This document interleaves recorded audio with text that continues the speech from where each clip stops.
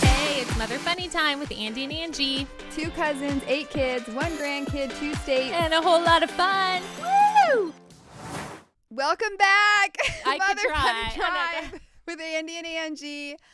It's Angie here. I'm trying to do this introduction. It is awkward and not the best, but this is as good as I can do. Andy is excited to be here. She's doing great. She's having some asthma issues, but she's here and she's excited and, she's breathing. And that's all we can ask at this point. I'm breathing. I'm thriving. Don't have her. She cannot laugh. If she starts laughing, she starts to cough. I know. It's over and I sound ridiculous. So I'm a little more serious this time. She is direct Obviously. and to the point, and we are talking about teenagers and sleep and what impacts a teenager's sleep schedule. I don't know. What do we call it? They're not even on a sleep schedule because teenagers might go to bed at 9 o'clock one night. The next night they might stay up till 1 a.m. and then it's the weekend and they sleep in until 2 p.m. I mean, a teenager's sleep is all over the place due to, as we mentioned before, technology, whether that's in their bedroom or not. We also, this podcast, want to talk about how sports, how extracurricular activities, homework, friend groups, even church activities. There is so much out there that can impact a teenager's sleep. We know we won't get to everything today, but we do at least want to mention it and talk about it because whether you have a teenager right now or not, time goes by so fast. And your child will become a teenager quicker than you're ready, but also you probably have a niece or a nephew that's a teenager, or if one of your friends has a child that's a teenager. And so it's good just to be aware of how sleep impacts a teenager. Yeah, they're going to be there. A teenager sleeping is probably, you almost feel like you're back to the newborn stage again, I think, trying to get your teenagers either they're sleeping at the wrong times and you're like, get up from your nap, you'll never sleep tonight, or they're not sleeping at night. There's so many things, but before we move on to like school and extracurricular and all that stuff, you had mentioned something to me about scrolling, how it affects your brain and how it disrupts your sleep. So tell us more about how teens scrolling at night, and even for us moms, scrolling at night disrupts our sleep. Okay, so technology in general, but really most teens and most moms specifically, we're on our cell phones. We're scrolling or we're looking on Amazon. Let's just face it. We're shopping on Amazon. Yeah. We're on Instagram or Facebook. Some of us might be researching, you never know, but for the most part, it is our cell phones. So when you get on the phone at night, what actually happens is that it stimulates the arousal mechanism in the brain, blood pressure, and reaction. So what it does is it blocks a person's body from shifting into sleep mode. So you know how we always talk about like melatonin and cortisol and how, there's different hormones that also impact someone's sleep. So what happens is that as you're scrolling, your melatonin levels cannot rise and the cortisol levels cannot actually lower. And so your brain is literally just stimulated and thinking and thinking and thinking. And so you can't have a moment and your brain cannot just calm down. So it's not like, remember how we used to like read books and then we'd kind of lay there, or like, hello, how many of us growing up had boom boxes? Like you could like listen to music, put in a CD. Boom boxes. Right? And that would just kind of help our bodies to calm down and relax. But if you are on the phone scrolling, it's activating your mind. And now your brain is working almost overtime to stay awake. So then your body can't just calm and then you can't move into like the sleepy phase. Do you think that also translates to like watching a show? It could, because you're still engaged. The point is that you're engaged with whatever you're looking at instead of disengaging and being relaxed and calm and like letting your mind wander. Like when we talked about boredom and how like it's good for kids to be bored, part of that was it was good for children's minds to wander. But if you are scrolling right up until the time that you put your phone down and you're in bed to fall asleep, your mind is still engaged with whatever you were looking at. So it's then your mind has to almost detach from that then your body has to like release the specific hormones to help it fall asleep in order for you to then fall asleep. So much happens in that situation. And like I mentioned last time, the research out there is saying people should not be on electronics an hour before they go to bed. That way their brain can release the specific chemicals it needs to release, and your body can actually shift into the sleep mode, if you will. So that way you will fall asleep and get a deeper night's sleep. Yeah, and I think we've talked before how I had that season of insomnia. I read up a lot on things, ways to help get to sleep. And it was almost like there is a sleep routine. Like they would say, like, have a sleep routine, have your bedroom at this, kind of like what we do for our kids. It was saying, like, do that for you. Make sure your bed is comfortable.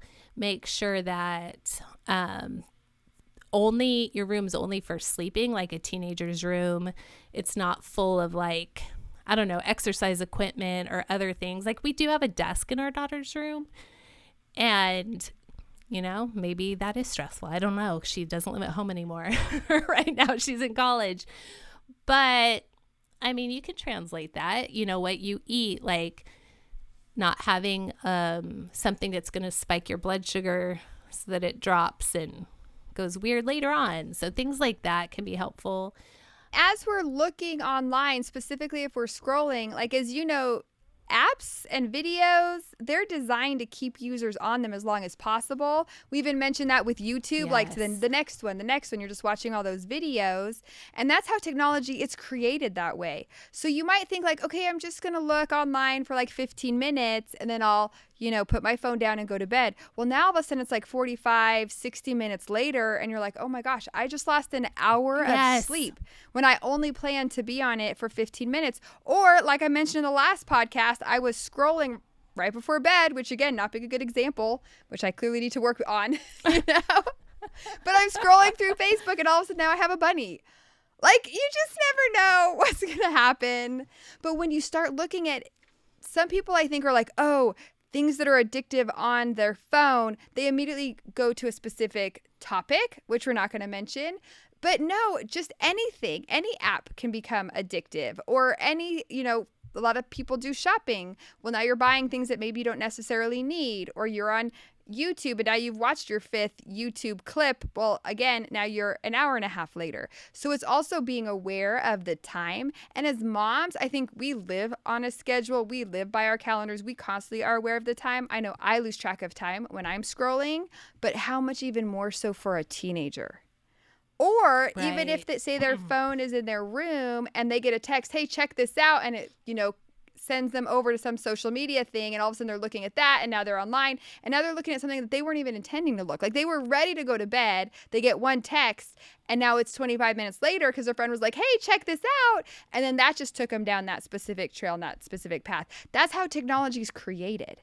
And as moms, we have more of an awareness just because we're adults and we understand boundaries a little bit more than maybe teenagers do.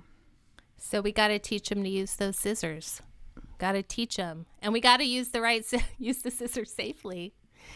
Okay, so there's 2 thoughts I have on that. One, nighttime you and daytime you are totally different people. Nighttime you is like, I'm fine with 7 hours. I'll be fine and I'll do it. I'll do it in the morning. It's fine. And then daytime you is like so mad at nighttime you because you were up so late doing nothing productive. Or even if you were, it's like you're 2 different people. So you have to be considerate to daytime you. 2, I've read while scrolling that there's a saying, I think it's in Scotland, that laying in bed and being lazy is called hurkle-durkling. So for myself, because in the morning I like to hurkle-durkle. And I decided there's a time limit. I'm allowed to hurkle-durkle till this time. Okay. And it really helps me get like, okay, I'm going to allow myself this scrolling time. I'm going to allow myself this time. But it has to have like a boundary because like you said, like people, they're brilliant. the internet people are brilliant, and they've learned and they've used psychologists on how to keep people engaged in content. You're saying maybe that is a good idea for moms and for teens to, okay, I'm going to scroll, or I'm going to look on the internet, or I'm going to research this, and you set your timer on your phone. I know so many teenagers have tried to tell their parents, like, I have to have the phone in my room because I need it as an alarm clock. Like, that's how I wake up. It wakes me up, and it's like, okay. You could also buy an alarm clock. You could buy an alarm like, that's clock. not the That's end all, yeah. but so many teenagers try to use that over the years. And it's like, well, you can get an old school alarm clock. Remember like the brown ones? Everybody had like that brown rectangle one. The little brown one. Yes. We had, there was ways to wake up before the cell phone was invented. Yeah. And you could play music. Some of them you could get to play music. Because music now is through our phones. So if kids want to listen to music before going to sleep, there's ways. Anyway, but another enemy of sleep that we have to fight for our teenagers is schoolwork. The more driven your child is, the later nights they'll have. And it's not their fault for a lot of it, except for that their fault is that they want to take all of these AP classes or honors classes or do really well on the test. Like for me as a teenager, like my homework was nothing and my projects were nothing compared to what my daughters had. And my son homeschooled, so it was a little different, but he still had hard homework. But my daughter in public school, oh my goodness. And I even remember when my oldest was in public school, she had so much work. We were overwhelmed. And that same teacher asked my daughter to babysit her child. And I'm like, how does this teacher, it was like her honors history teacher. I'm like, she knows that we're struggling to get this work done. And she wants you to babysit. So now like you're up till 1 a.m. on a Thursday night to get this done. And then you're up at 6 or 7, especially because if your kid's in activity or if they're in these higher level classes, they are probably have an early period.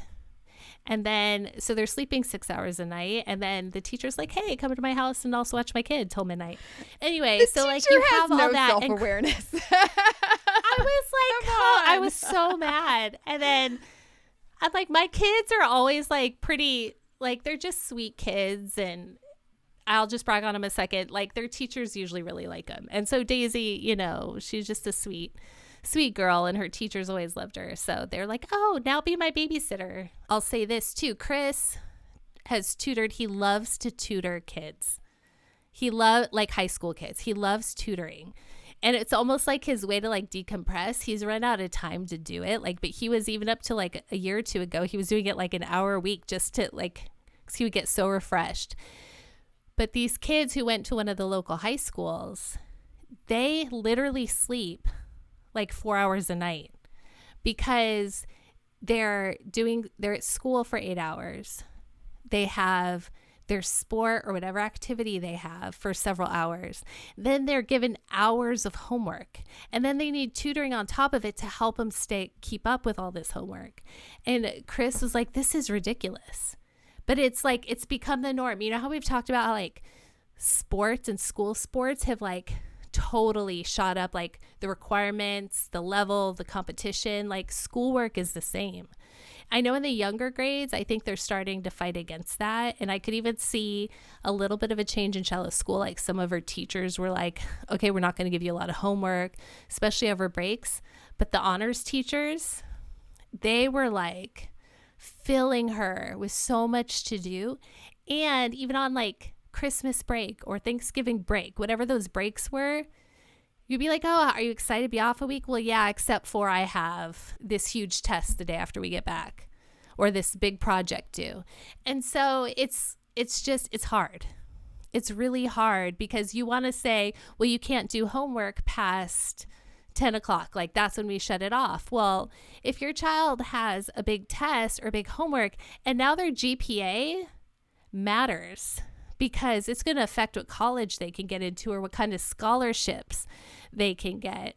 So you can't just be like, no, we're just putting sleep ahead of academics, because now you're talking thousands and thousands of dollars in scholarships if your child's, A minus goes to a B. So it's just, Also, it's hard. when you make those very strict rules, okay, no homework after 10 o'clock. Well, guess what? Your teenager's going to be laying in bed stressing out because they know they have to get up extra early to then get that homework done. And so that's maybe not the healthiest thing either, is they're going to be up for an hour stressing because they didn't get a chance to finish that homework. And now they also know they have to wake up earlier anyway. Something interesting is when kids go through puberty, like their specific like internal clock shifts and it starts to change with like hormones. And teenagers, actually, their bodies want to stay up later and sleep in. Like it's an actual shift within their body. So teenagers begin, like their body is created to stay up later at night. Interesting. I also think like when you're talking about homework, like right now we're going through state testing, like, and Riley literally had state testing yesterday. And then her social studies teacher gave her homework and she was so bitter. And I was like, they cannot do that. Like you just had a super stressful day. It was ELAR state testing, which, okay, different subject. But then her social studies teacher was like, you guys got to get all this homework done. Watch these videos. Yes. And again, like you're saying, some of the homework is actually watching videos. So they need electronics to watch those videos, then answer these questions. And here's the Google form to answer those questions or work with a friend. And you guys are like working on the project together. Well, you still need your electronics. So if you have that, again, that rule of like no electronics, but your friend is finally available at 10:30 at night to work on that group project because they had sports earlier. Well, now you can't work on that project. And now the teen is laying in bed stressing out because they didn't get to finish the project. There's just so many different components to it. But then you also don't want to say, well, then school is the most important thing. You're only going to sleep for 4 hours. Well, now guess what? That's going to affect your attention. That's going to affect your overall mental health. Will that affect your mood? Will that affect you being so tired and exhausted you can't wake up in the morning? Will that affect your happiness? Will that affect your ability to show grace towards others? Will it affect your attitude? So that's, I think, as moms, you're trying to juggle and figure out, like, you want to just do what's best for your teenager, but what is best? And it's almost like it's a day-to-day scenario on what to do when it comes to sleep. It's true because, like, and part of it, too, is by the time they're, 15, 16, I say freshman year, they're still like kind of feeling school out and trying to figure out what they want to do. But then once they start to like, they get through that first year and they start moving forward, like if they're a child who really cares about their grades, you like trying to tell them not to take hard classes is like, why are you asking me not to breathe and not to succeed in life? Why do you want me to be a hobo? Like they're just so like, it gets so dramatic. You just said hobo, and then they're, like, sleep you deprived. always go back to a hobo. A hobo is somebody who jumps on trains and rides for free. I forget And what it sounds podcast great. that was, but you guys have to listen to her whole hobo situation. My hobo. It's fine to say It's not hobo. an offensive term. She's allowed to say hobo. I am. A hobo rides the trains for free. And that's what she thinks I want her to be if she doesn't take these classes. So yeah, like I remember like trying to talk to all of my kids at some point, being like, you guys, like Caleb took AP calculus his senior year and went to like a college that was for missions. Like he Princeton reached out to him, but wasn't his goal. And I'm like, then why are you taking this class that's taking up so much time? But it was something he wanted to do and he did it. And it was really actually good for his like work ethic. So I think the bonus of it is that your child's work ethic becomes stronger when they're like, they take these tough classes and they meet these challenges. But yeah, so many, my daughter, my youngest will tell you that all the nights or every time we're like ready to sign up for classes for the next year, I'm like, don't do it. Don't do it. And every time she's like, so I did it. I did it and I did it even more. And I'm like, oh my gosh, we're going to have such a hard year. And sure enough, tears, sleep deprivation, but she did really well. So for your kids, let them just sleep whenever they can. And maybe they sleep in class. They do homework at night and they sleep during class. Or they sleep on weekends if they don't have a game. But if they have a game, I don't know. It's a lose-lose situation. We're just trying to do the best we can. This was interesting. There was a study, and they had girls who were in 8th and 9th grade get completely off of Instagram and Snapchat for 2 weeks. For 2 weeks, they had to like remove the app from their phone. And they asked, after the 2 weeks, they were surveying them, and they asked, how many of you guys slept more? And they all raised their hand. They all slept better and longer and were more relaxed and calmer, like before bed, being off of just those 2 apps, just off of social media. Okay. The other thing, was brilliant. Hilarious, was because they still had access to other apps. This one girl goes, well, I didn't have Instagram. I didn't have Snapchat. So I checked the weather every single day. So she started looking at the weather in the weather app, which was awesome. And then this one girl said she started noticing her surroundings more because she wasn't, looking down. She was like looking up because she wasn't her 2 favorite apps. She wasn't using, and she's not very interested in the weather app. So she started like looking around. But the fascinating thing was they said they were with a group. One girl said she was with a group of friends and they were all hanging out. And of course the girls are there and they're taking pictures and sending it to each other. And she goes, you guys, I can't. Like, I don't have Instagram. I don't have Snapchat. I can't see what you guys are doing. So she said, you guys mind if we put all of our phones down? They all put their phones down. And she said, we got to know each other so much more just in that one night, because they were all actually talking and not looking at technology and not looking at their phones.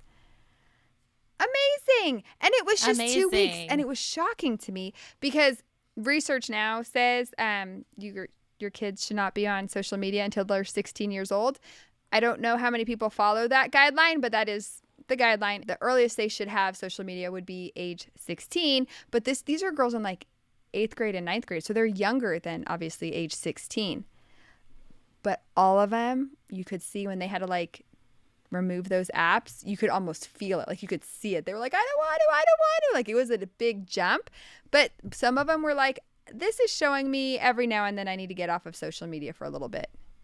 They noticed it even in their mind and their attitude. It was incredible.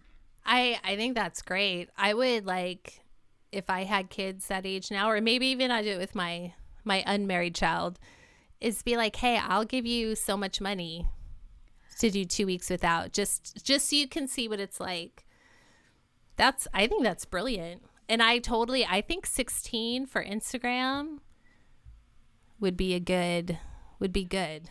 Yeah. 13, I mean, Facebook's not a big deal anymore for the youngers. So many people. I know, I brought that. It's almost like embarrassing. They're like, are you on Facebook? It's like, maybe. I'm on Instagram and I'm on something else. Insta. Yeah, no, I think that's fantastic and has to be better for health. And I think the main thing that you've kind of been talking about between Monday's episode and this episode is really having a conversation with your kids. Here's the benefits to sleep. This is why your body needs sleep. And then also laying out, okay, this is what's impacting your sleep. This is why you aren't getting as much sleep as you need. What can we do? What can we prioritize? What can we work as a family so that way we all get more sleep? And just kind of discussing strategies for moving forward. Sometimes I think it's easy as moms just to be like, well, this is the time in our life, or that's the situation, which is true. It is the time in your life and it is a situation. But if you're realizing like, hey, my child is not getting enough sleep and it is negatively impacting them, then let's have a conversation. Let's sit down and see what we can do and figure out together to see if there are areas where you could maybe make different choices so that way the teenager can sleep longer throughout the night, because you really need a solid, like they're saying, 9 to 10 hours. Well, clearly that's a huge goal, but you need at least like 7 for a teenager, if that's even possible. Yeah. With naps here or there. Yeah, I know in California they outlawed 0 period. Whoa. So school doesn't start until, Shiloh had 0 period, I want to say, for at least her first 2 years because it was allowed. And then the law came And honestly, like it's nice. It was nice to, I know it could be harder with kids like and work schedules, like working parents, but it's nice to not to have your kid at school at 7 a.m. Like for them to be able to not start till 8:30 and sometimes 10 o'clock. So I think they are trying to make some laws to like help navigate that so that teens are getting more sleep, but it's hard. It's hard. And then when they're in college, they've got to make all the right choices. But, you know, they'll sleep at some point. I think for this generation, it's trying to help them navigate the anxiety and the stress that having a world that we live in constantly in their face, like all of the bad things, all of the hard things, all of the divisive things, all of the opinions are just so loud and annoying. And then on top of that, you have the teenager, all of the what you should look like and what you should be wearing. And all of that stuff is just amped up so high that just helping kids deal with that and whatever it takes. And sleep is a great tool to help with that. Nutrition too. Nutrition. Anyway, we're out of time. Again. This was great. Andy, you made it through the podcast. I'm so proud of you. Andy I did. is still I barely coughed. living. She's breathing. She's taking deeper breaths as it's going on. This is so good. Probably getting my lungs working yes. out. You guys like us, share us, tell a friend with teenagers. Join us next week.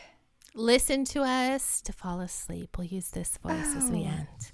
Listen to us now to fall asleep. Thank you, on Mother your Funny AirPods. Tribe, for joining us. We are so glad you're with us. On this beautiful evening, day, whenever you're listening. Obviously, you're not listening in the bathroom. Maybe you are. Don't fall asleep. Everybody except for Andy, take a deep breath. Inhale. Ready? Exhale. Yeah, see, she can't do it. That's why I said besides you.